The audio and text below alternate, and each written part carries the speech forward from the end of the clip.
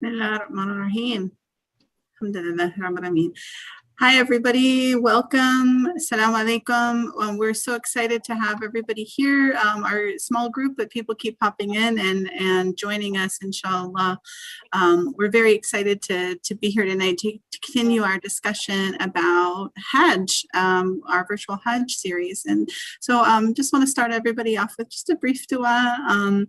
Ya Allah, we are so grateful to be here today, to be gathered together to increase ourselves in knowledge of your beautiful name, Ya Allah. Please let us be among the people who are able to make Hajj, for those of us who haven't been, and for those who have been, that they may be able to be blessed to make Hajj a second time or a third time, inshallah. Ya Allah, we ask that just as we ask your forgiveness, that we be people who are also capable of granting forgiveness. Ameen. Okay, so without further ado, I'd like to introduce once again our speaker tonight, which is Brother Abdel Kader Darwich, and he is going to be giving us part 2 of the virtual Hajj. And I'm very excited to see where our journey takes us. So please take it away, Brother Abdel Kader. Yeah, Jazakallah, Sister Elizabeth, and everyone, and Assalamu alaikum, and this nice evening. Yeah, what a lovely topic to talk about. The Hajj bring up a lot of memories, especially because I was there, I did it. Once you do it one time, every time you talk about it, it brings back, all the emotions and all the feelings and basically whatever you felt during that day. So, inshallah, let me start by sharing my screen. And let me know if you see the Jewel of the Hajj part 2. Perfect. So this is, as Sister Elizabeth mentioned, this is part 2. And if you missed part 1, what we did last week is we went briefly over the story of Ibrahim, alayhi salam. And then we covered the scene, the Kaaba. We described the different part of the Kaaba. And then I covered the terminology. What does Tawaf means, which is to go around the Kaaba. What does Sa'i mean, which is to go between the two hills, like Hajj did, Safa and Marwa. What is Ihram means, the state of Ihram, and then the clothes, the Ihram that you put on. And then we stopped there. Today, we're going to dig deep into the Hajj itself. And we're going to cover a little bit the Umrah, which is, I call it like Hajj light, if you want to call it. And I'm going to share some fun facts with you. So it's very visual today. I'm going to show you the picture. I'm going to talk to you. Alhamdulillah, I've been there. I've done it, so I can share with you the feelings of how it feels in each station when you do Hajj. Before we jump into the actual, I guess, the visuals, Hajj is one of the 5 pillars of Islam. I think most of us know it. If you don't know it, it's one. What does actually the word Hajj mean? Hajj is an Arabic word, and it means to go or to seek a place. And again, what other place to seek other than Mecca? So this is why Hajj usually it means usually the Hajj that we go to Mecca. When it was mandated, and it's interesting because it was mandated towards the end of the life of the Prophet and the end of the message. It was mandated in the 9th year of the Hijrah. And as some of you may know, the Prophet ﷺ, he died in the 10th year. So it was really towards the end when Islam was really established, when Mecca was conquered.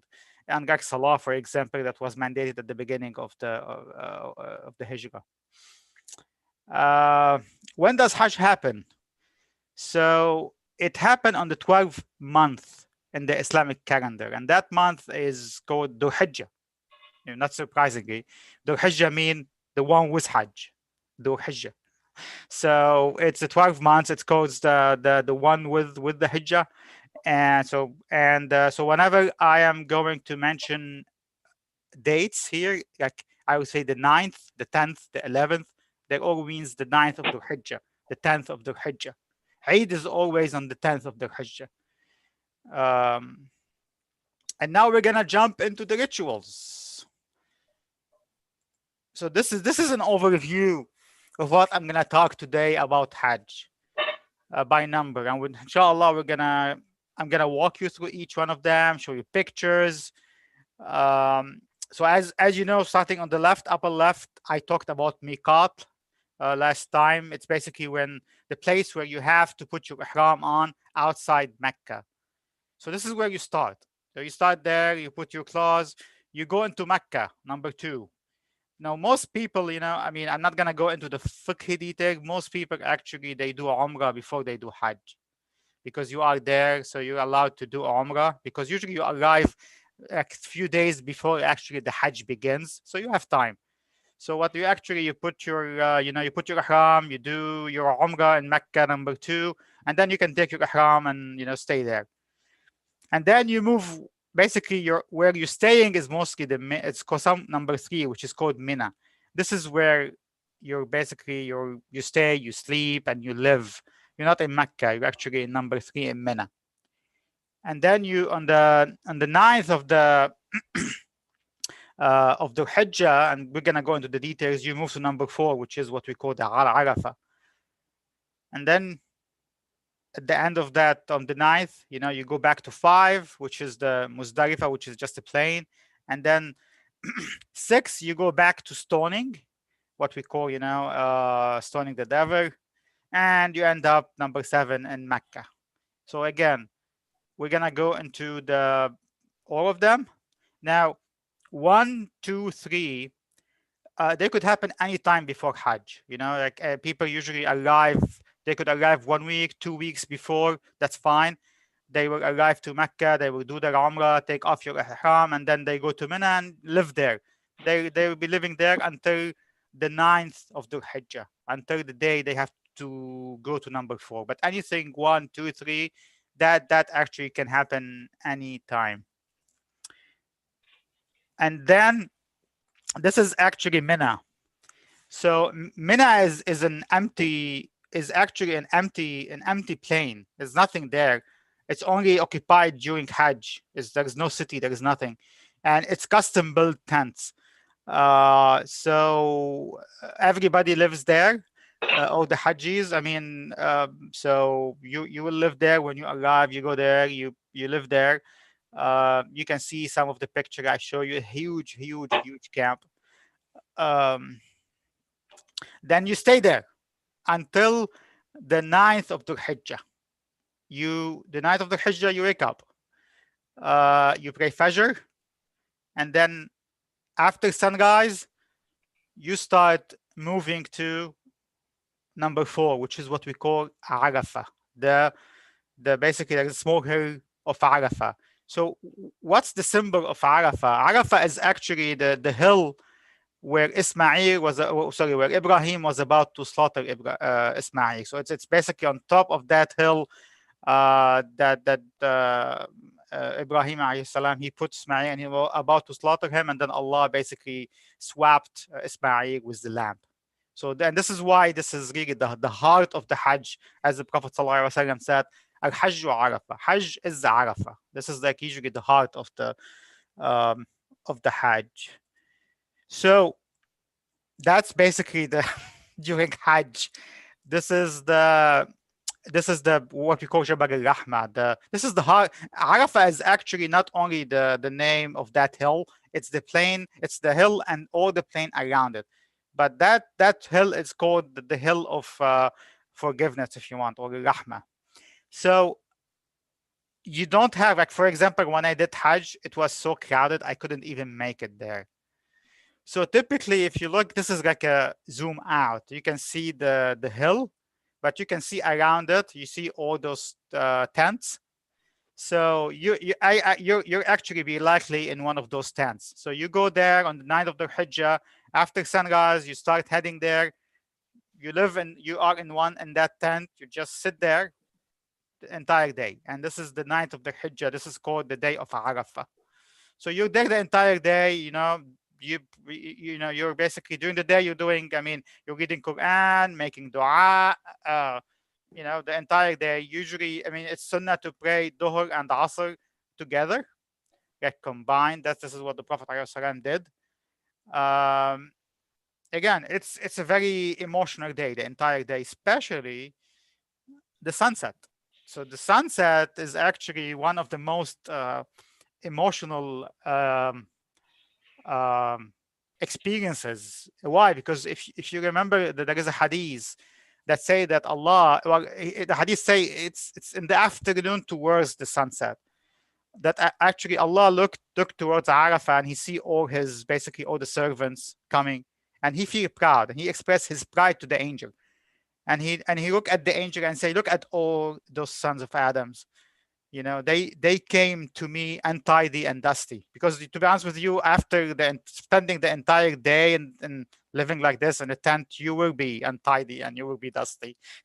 So you feel that, you know, it's the dua is very accepted during that moment. So that moment is really very emotional when you see the sunset, and you know, you of course you imagine that Allah is proud of you, and he's actually being, you know, proud of you in front of the angels. So it's really very, very emotional, that moment. So now you spend the entire day in in Arafah, and now it's basically almost the sunset. Once the sun actually set, you start leaving Arafah. So now we are at the 9th of the Hajj after sunset. So 4 is done, and now you basically head back. And I forgot to mention, here on the left side, there is lower left, there is a scale. So you can see how much is the scale. So it's about, I would say, about 4 miles. I mean, you don't have to walk. There are some buses. Obviously, buses takes longer because it's all the streets are crowded. But that's fine, as long as you leave number 4, even you are still in the bus. Like we left in the bus, and you just sit in the bus. So that's fine until you get to number 5. Which is what's called, it's a place called Muzdalifah. And again, there is no city, there is no town, there is nothing. It's just empty desert with some hills.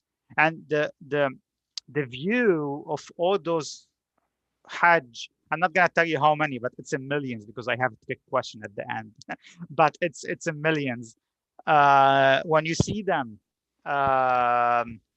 actually leaving Arafah and heading towards Muzdalifah, I mean, you look at it and you say, what's this call? You know, what's this love, and what's this devotion that for all those people, you know, coming dressed white and doing all these rituals the same way our Prophet ﷺ did it. It's really an amazing view when you see all those people heading from Arafah to Muzdalifah. And this is, you can see it, the sun is a little bit dark. You can see it in the picture.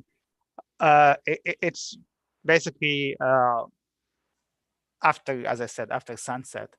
And really, once you arrive at Muzdalifah, and then you pray there Maghrib and the Isha. And in Muzdalifah, there is really nothing. You just, you know, the buses stop. You can see them there. People are just sitting there, right and left, waiting, because you're supposed to wait there until until the basically Fajr prayer. So you arrive at Maghrib, so you have to stay the entire night until Fajr prayer. And of course, you can sit there. They bring you food. You can eat. There are toilets. This is a picture of me 20 years ago in Muzdalifah. I was young. That's my mom, and just you know, just below me, exactly below me, that's my mom, and the 2 on my left are another 2 family members, my uncle wife and one of my friend's mom. Actually, we were on Hajj together. So that's in Muzdalifah. You just sit there and to the entire night. There is nothing. You can go on the bus and come back. So what you do as well, one important thing you do in Muzdalifah is what's basically the Prophet did, what we call, you have to collect the pebbles, or you have to collect the stones, because the next day you're gonna basically what we call stone the devils, basically. So it's sunnah. It's not must, but it's a sunnah actually to collect the rocks from Muzdalifah. So they give you usually a small pouch, and you know, you have to put about 50 of them, so you can enjoy your day, your time. I mean, putting the pebbles and the small pouch. And so here we are. We are in Muzdalifah now. We stayed there. We prayed. You prayed Isha, then you prayed I mean Maghrib. You prayed Isha. You stayed the entire night. Then it's Fajr. So now at the Fajr time, after you pray Fajr in Muzdalifah. Number 5 is done. You start. So it's now the Fajr of the Eid for us. For people who are not in Hajj, it's Eid now. You know, it's the 10th of the Hajj. Already started. So then you start heading to what we call the jamarat, or the pillars, the stoning of the pillars. And this is actually the basically the 3 stones. This is actually the most dangerous part of the Hajj. If you see, I mean, all basically the casualties happen here at that time, because you have so many people actually after Fajr heading towards these 3. I mean, the picture you've seen was not like this when I was there. They were smaller even. The circles were smaller. Everything was smaller. Now after the so many incidents that happen on those bridges and close to that area, they enlarged them. But because the area is the tightest among all the other areas, and so many people want to do it at the same time, this is where basically, I mean, where people could be crushed. If you fall, people will step on you. So you have to be very careful when you go there. Or I mean, you can, like what we do sometimes is that, you know, don't go after Fajr immediately, you know, just wait. Like they ask us to wait a little bit, few hours, then it will be a little bit, of course, people are anxious to be done, but you will save. It's much safer if you wait a little bit. So we are at the 10th of the Hijjah. You arrived there, so you're supposed to throw 7 stones at one of them. And okay, don't remember those things. You know, you forget them by the time you go to Hajj. So you'll have a guide with you, or you have written them on paper. But I mean, or you see somebody that I remember them because I did them. So it's I don't forget them. So the first day, you have to throw 7 stones at what we call the largest pillar. And again, you can ask, what is the symbol of these 3 pillars? So as Ibrahim was going actually from Mecca to Arafah, to that hill, to basically slaughter Ismail, Iblis, or the devil, came to him at three times.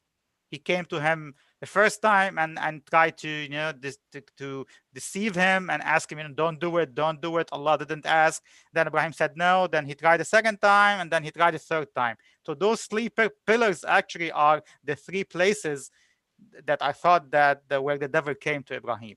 So when you basically are throwing the stone, the devil is not really there. You just, you know, it's just symbolically to how you are conquering, how usually Satan or Iblis or the devil is deceiving you. And this is the symbol. I mean, some people get very emotional, by the way. They start not throwing pebble, they start throwing their shoes, anything that comes in their hand, you know, their bag. You see, if you go down, by the way, this is 2 level. If you go down, you see basically a big hill of shoes and a big hill of slippers, and anything else they can find, they will throw. They really think that they are gonna kill the shaitan. They're gonna kill the devil. Some people, and it's all symbolic, you know. I mean, you have to use small pebble. Don't use big ones, because if you throw it and you miss, you know, it could land on somebody. So, you know, small ones, you know. Then this is sunnah is actually to use small pebbles, and it doesn't have to hit. As long as it falls in the circle, that's fine, you know. It's like you don't have to aim, and I have to hit exactly the eye of the devil. It's like, it's not like this, you know. So then you are basically, you've done what we call the rajm. This is called the rajm, means stoning.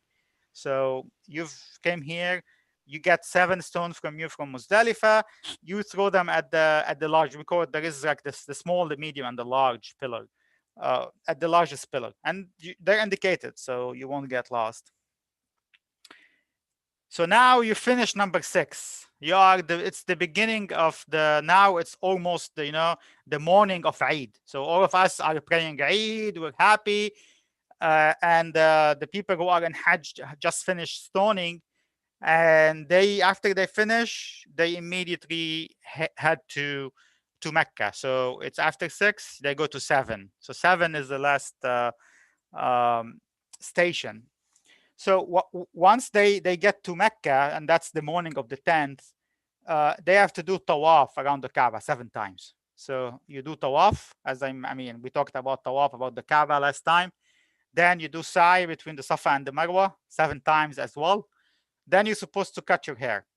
For basically for men, it's sunnah to shave them completely, or like, you know, or like close to 0. For women, you just have to take a small piece of it. It doesn't matter how much. Then you have to slaughter the animal. You know, this is what the, you know, the Hajj, you know, part of the Hajj is basically to remember. And again, we're not slaughtering the animal because Allah needs the slaughtering of the animal. It's just to remember the complete obedience of Ibrahim to Allah, and that this is why we slaughter the animal. Now, I mean, nobody anymore slaughter the animal because now the Saudi government has basically organized it, because previously, like decades ago, it was blood all over the place and it wasn't organized. But now it's complete, like not yourself will ever slaughter the animal. What you do is that usually you basically you have had paid before you actually go to Hajj. You've included as part of the package. I want to pay, usually it's like $100 to slaughter an animal. So basically they take this animal, you don't see it actually. There is like an organized place where they cut it. There are, you know, butchers there, and they put it in the fridge and they distribute it to the poor people. So you don't see anything of this. So for you, this happened behind the scene, the slaughtering of the animal and everything. So after you cut your hair, this is basically the last step. At this point, is your Hajj done? No. But you can remove your Ihram. Your state of Ihram, the white clothes, you can now remove them. And this is now, you're talking about, you're almost in the afternoon of the 10th. So you started on the around Fajr time on the 9th. And now, so that's about, I mean, roughly you're talking about 36 to 48 hours if you are in a state of Ihram, and almost no sleeping, almost. I mean, you could snooze from here and there, but so you are really, really tired at that time. So once you take your Ihram, you take a shower and you go to sleep. There is nothing to be done at that day anymore. So like in the afternoon of the Eid, that's it. You remove your ihram, you go sleep, and I don't know. I can't remember. Maybe I slept for like 12 hours continuous. But your Hajj is not yet done. You have to stay. You stay in Mina. You're living in those 10 that I showed you. Then what happened on the 11th? So the next day after Eid, you have to go back to only the stoning.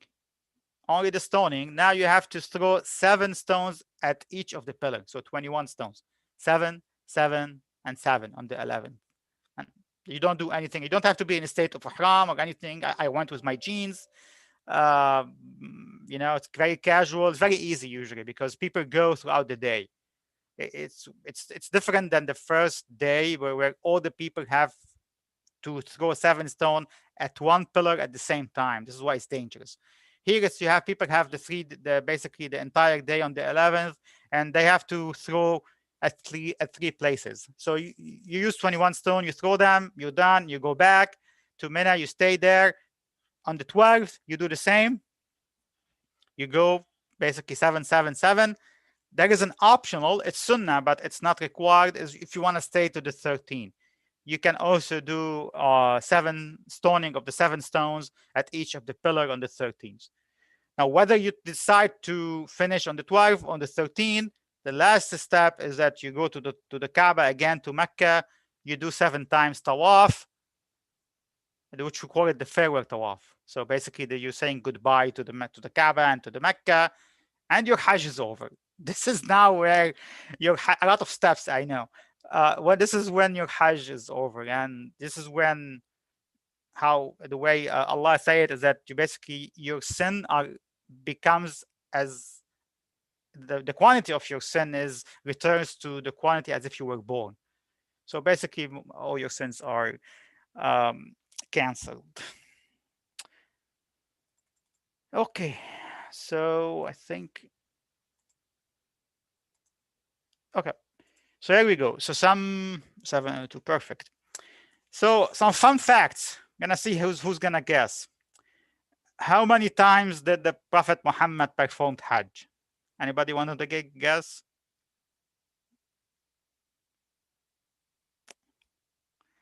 Okay, so My guess is once. that's true. It's only once because the Hajj. You can still hear me, yeah? Can you still hear me? Yeah, perfect. Okay, sorry. So as I mentioned, Hajj was made a requirement on the 9th year of the Hajj. So he could have done it twice actually, but during that year, it was when most of most of Arabia actually was coming to Prophet Muhammad, basically to declare their their allegiance to him. So it was called the year of the delegations. So delegation from all over Arabia were coming. So this is why Prophet Muhammad on the 9th year of the Hajj couldn't go to Hajj. He went on the 10th. So the 10th is when he basically went. It's the only time he went to Hajj, and it was called the farewell Hajj because he died few months after the Hajj. So another fun fact. Anybody know how many person performed Hajj on that one time with the Prophet Muhammad? Anybody want to take a guess? I'm gonna give you maybe a hint. In the year 1900, so about 100 years ago, 100,000 people did Hajj. 100 years ago, 100,000 people did Hajj. So how many people did Hajj with Prophet Muhammad? Anybody want to take a guess? 100? I was gonna say like 10. You're gonna be shocked. So the estimate is between 100,000 to 120,000. What? Oh Yes. my gosh. So the estimate is that between 100,000 to 120,000 did Hajj with Prophet Muhammad during that trip. And again, you can see the progress how in 1900, we're still at 100,000. Of course, it ballooned after, once we had the air travel and all of these things. So how many people do Hajj today? Any guess? 10 million? Millions. Millions. It's the largest actually single gathering in the world. So usually you have about between 2 and 2.5 million coming from outside Saudi Arabia. And on top of them, you have about 2 million from inside Saudi Arabia. Those don't need any visas or anything. So you have about 4.5 to 5 million people now doing Hajj. I mean, and you can imagine the proportion of like how can you manage all this? Crowd management for 5 million people doing the same thing within almost 2-3 days, or let's say 1 week. But the bulk of the Hajj, which is Arafah and Muzdalifah and Mina, this is almost 2 days. So you have 5 million people doing. The amount of infrastructure you need is astonishing, by the way, to be able to. And this is why everything is being expanded, roads and everything, because you need to manage those 5. And this is why, unfortunately, you have a lot of accident and you have casualties. It's mostly about the pushing around the stoning. This is where most of the accident happen. Okay, so before last slide. So we talked about Hajj. Now we're gonna talk about Umrah. So Umrah is not a must. It's not one of the 5 pillars of Islam. It's a sunnah. By sunnah, we mean it's optional. So when does Umrah happen? We said that Hajj happened on the 9th and the 10th and the 11th and the 12th of the Hijjah. So there are only like a specific time in the year, specific days around Eid al-Adha, which is in about less than, I think it's about 3 weeks from now, when Hajj happened. Umrah can be any time throughout the year. Any time throughout the year that you decide you want to do Umrah, you can just go and do Umrah. And the rituals are way, way easier. So if you remember, we went over the 1, 2, 3, 4, 5, 6, 7. And Umrah, all you do is 1, 2. So, or what you do is that you put on your Ihram, you do the Tawaf around the Kaaba for 7 times, you do the Sa'i 7 times, then you cut your hair, and you're good. You're done. So, I mean, if you're young, you're fast, you know, I mean, your purpose is to finish it fast. I mean, you could do it in an hour and a half. I mean, an hour. I mean, if you walk fast, but I mean, typically it would take you 2 hours maybe to do it if you know, because the sa'i takes some time, but it could, I mean, you could do Umrah in a couple of hours and be done with it. It's very simple. I mean, the Umrah itself, where you sit in Ihram, then you take off your Ihram and you're good.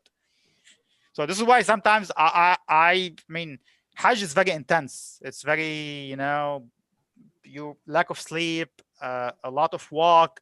I mean, I was 20 years younger, and I felt tired when we did Hajj.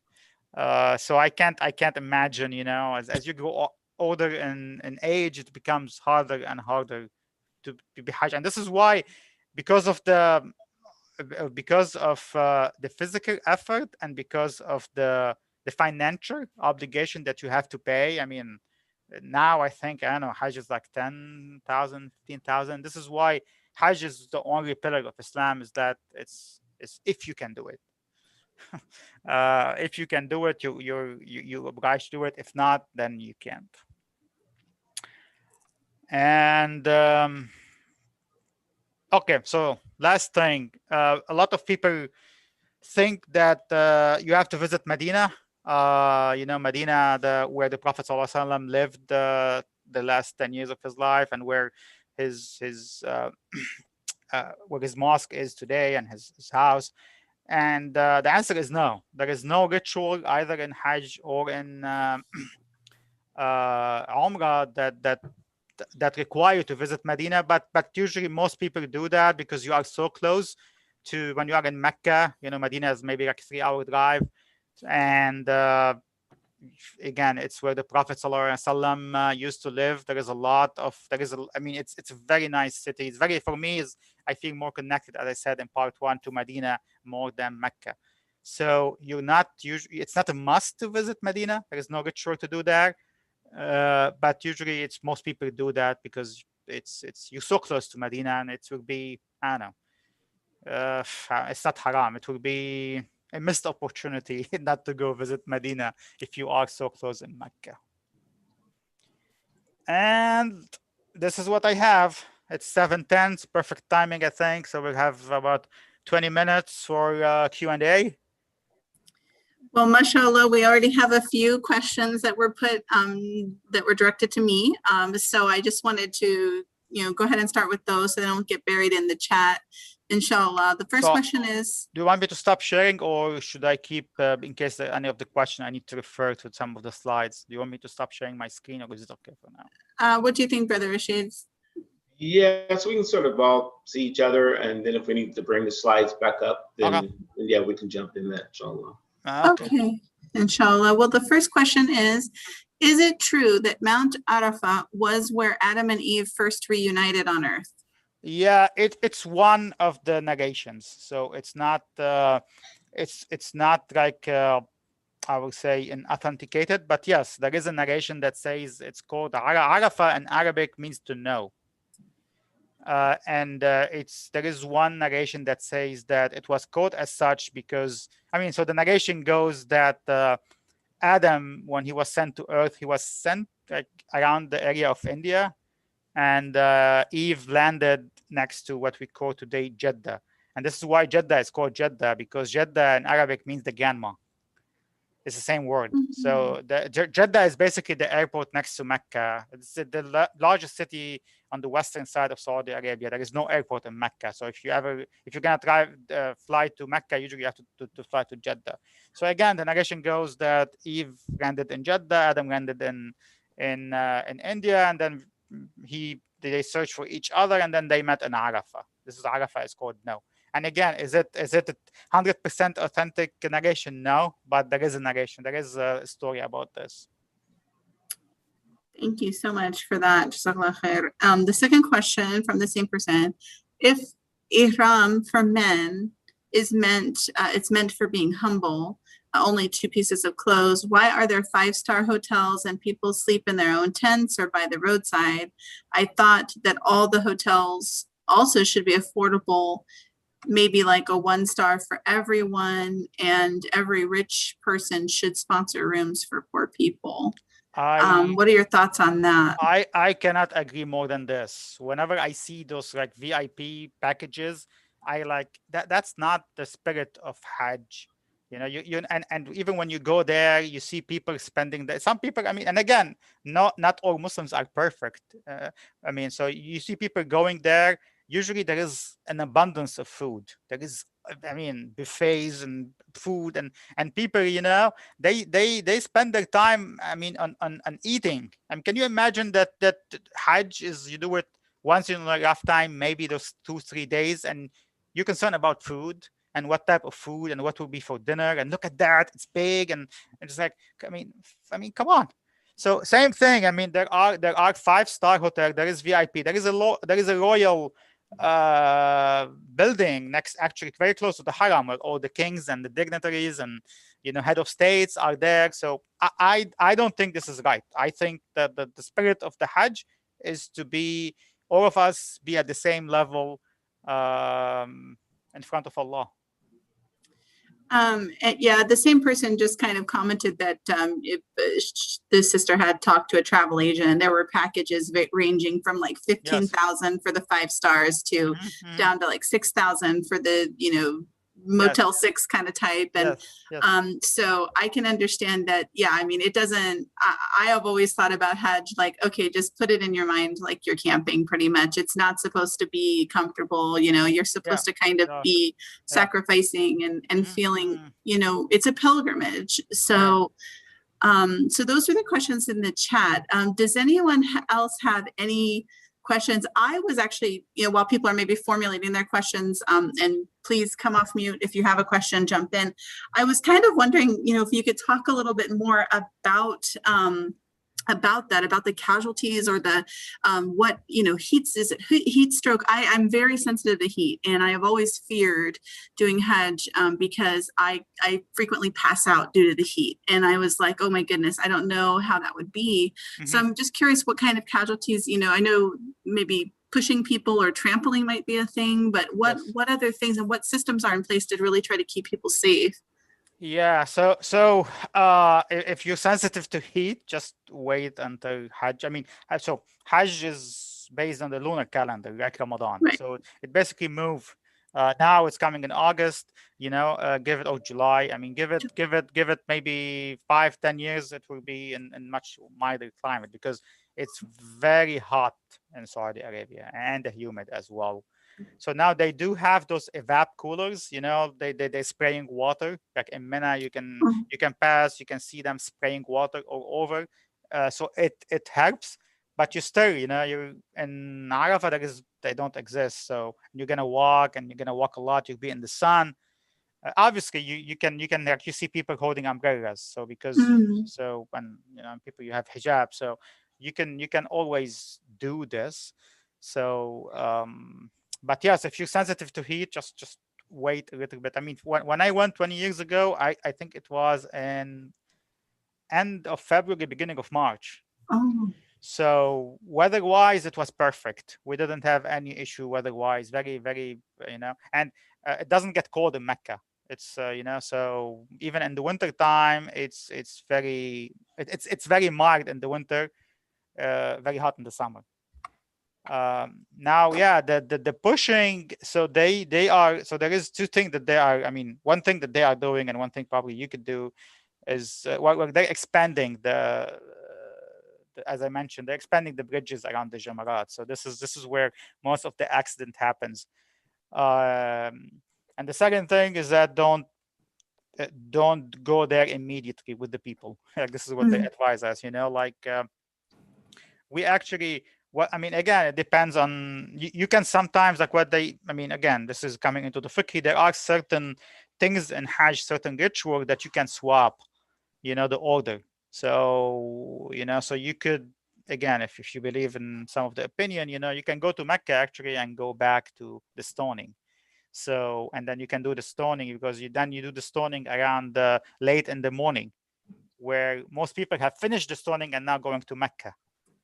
So this is this is what they made us do. And again, you can ask opinion, but even if you want to follow the order, I mean, you have, I mean, the entire morning to do the stoning. So you could wait a little bit until, you know, things get calmed down. And one over the, I mean, because I've done the 11 and the 12, I think one of the tips I have, like, you know, last time I shared the tips how you can kiss the you know, the black stone, is that if you are stoning and you walk into the pillar, don't just walk in and expect that you can walk in front, stand in the front and throw it. Go on the sides and then come back, like make like 360 degrees and come back to the back of it. Because usually people are coming, it's like, you know, if you ever see like the air flowing through over like a cylinder, you see most of the pressure is on, I'm a mechanical engineer. I get it. Most of the pressure is on the front, but on the back is empty.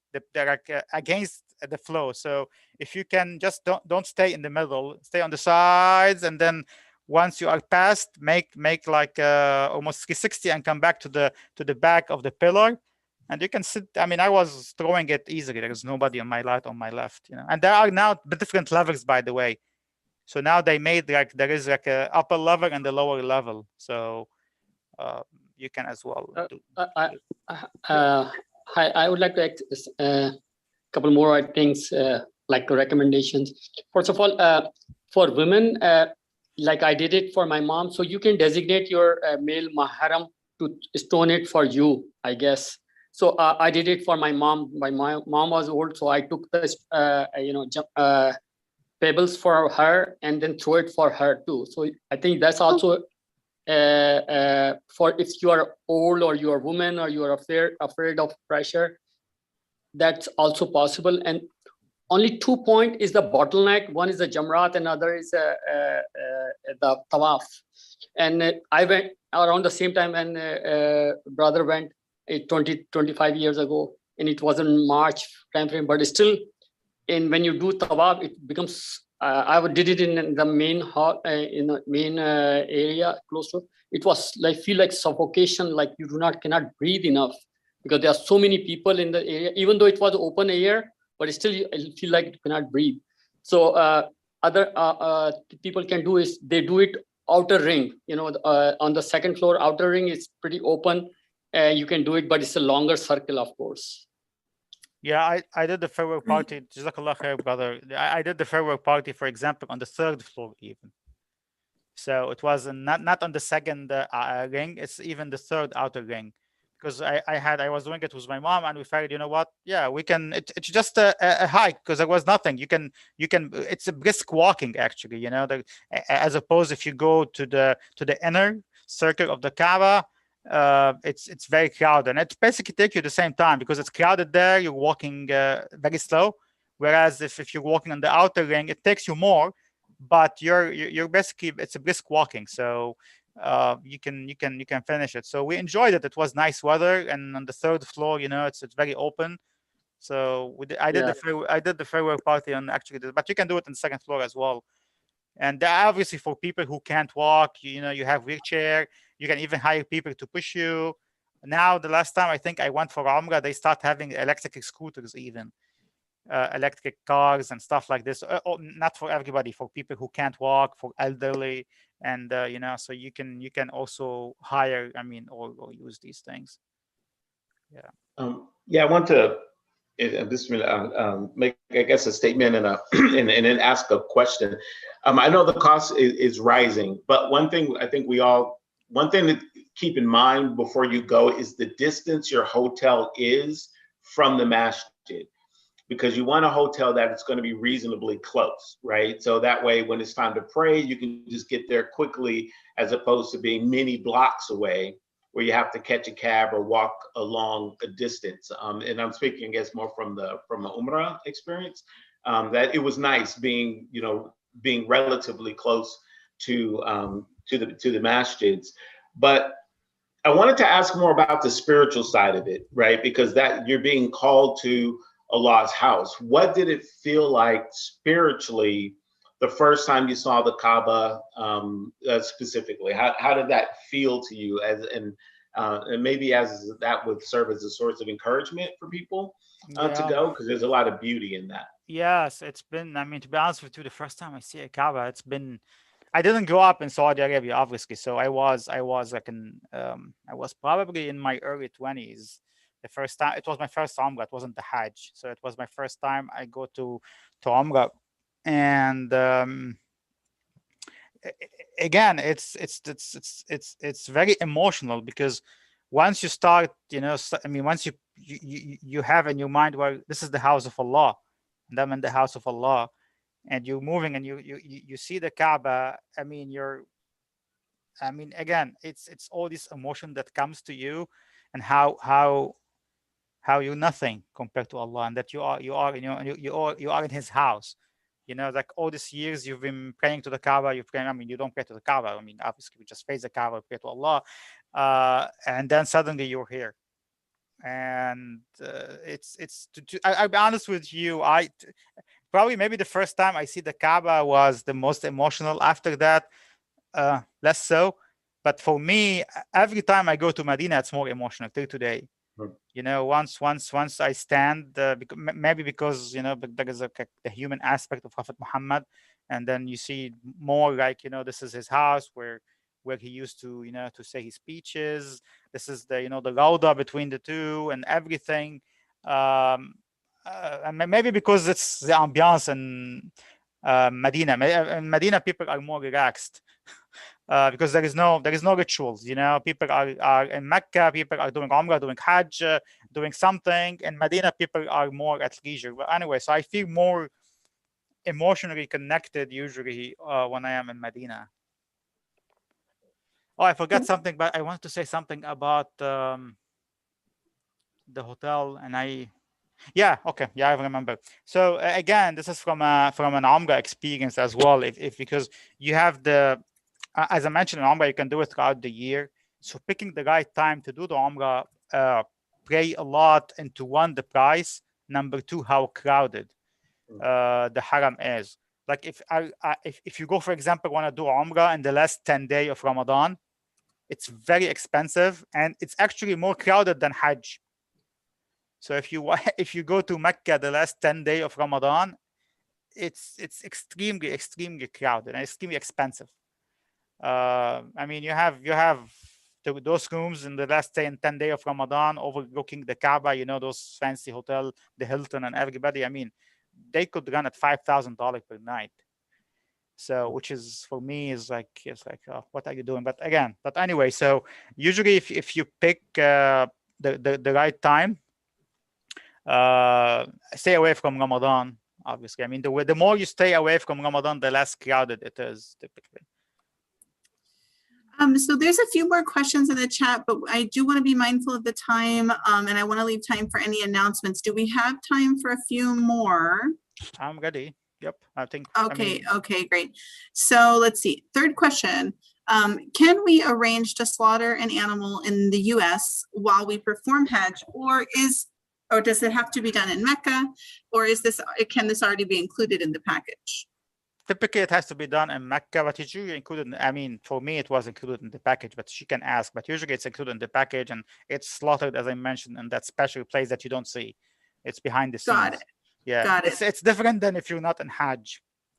If you're not in Hajj, you can slaughter the animal anywhere. Okay, thank you. The next question was that this person was told there are mostly the squatting style flat toilets there, and not many of the Western style toilets, the seated toilets. Is that true? And why might that be? Yes, it is. And I grew up with one. My grandma had one in her house. And I know as a mechanical engineer, actually, I've designed plumbing systems in both Muslim countries and non-Muslim countries. So we always call them, there is the Eastern WC and there is the Western WC. So the Eastern WC is actually the squatting one, which is different than what typically WC you see here. And well, the reason is mostly from two things. One, hygiene, and number two is basically from what we call the purity immunity or the tahara.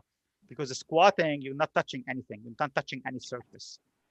Okay, So that's very interesting. That's the reason, especially if you are in a public space and you don't want to sit and touch your body be touching a surface that may not be clean, and then you have to go do wudu. And if you, because if you get any urine or anything on you, you're not in a state of purity anymore, so you can't even pray. So this is why typically the squatting type, or what we call them, the Eastern WC, are the one preferred. And it's They say there's some health benefits too. There's some health benefits. I know There- I've traveled in Asia as well, and they there have is- mostly there- those there types is. there. There is, yes. Yes. And the last question we have, and this will really be the last one, unless there's a few others that want to chime in. But is it true that we must have wudu? Actually, we touched on this last week, about having to have wudu while making the tawaf. Yes. For those, with that are elderly or perhaps with medical conditions, if they can't complete the entire 7 rounds without breaking wudu and having to do it again. Is there a place conveniently located close, like within the Kaaba, where they can redo their wudu? Yes, that happened to me actually. Okay. So it happened to That's me. good to know. Yes, I was doing tawaf, and somebody touched me, and I passed some Surprise. surprise. And so I had to stop my tawaf, and then there are actually some wudu area. There are no inside the haram, what we call the masjid, there is no toilets. So if you want to use the toilet, you have to go outside. But there are places, there are just sinks that you can basically renew your wudu inside, very close to the Kaaba. So actually you go under, it's basically a little bit underground. So you can go underground, you can renew your wudu, and you can come back. So that is good to know, because, and also just for many of us, a lot of us have, we drink water or overactive bladder, you might not be able to, you may have to visit the. Yeah, and this is, when I was older, when I went to Umrah later, yes, I started having overactive bladder, and unfortunately there is no place very close to the Kaaba if you want to use the toilet. So again, it's not that you have to go back to your room, but you have to go outside the masjid. There are like buildings that are very close to the masjid, but not part of it. And then you can use the toilet there if you want to, yeah. All right. Well, I want to be mindful of time. We're at 7:29 now. Are there any announcements? I do want to just talk about our halaqah next week, but other than that, are there any other announcements, Brother Rashid? No, just advertising the halaqahs on Wednesdays, and that's all. Okay.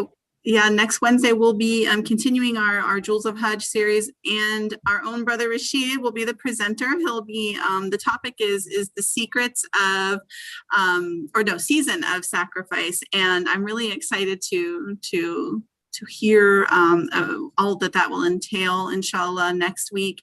And yes, so thank you again, Brother Abdul Kader. It's so great that you were able to go and share these experiences with us. We got to see a picture of you from 20 years ago. I wasn't sure if that was hair or like a shadow from the photo. That was many hair ago.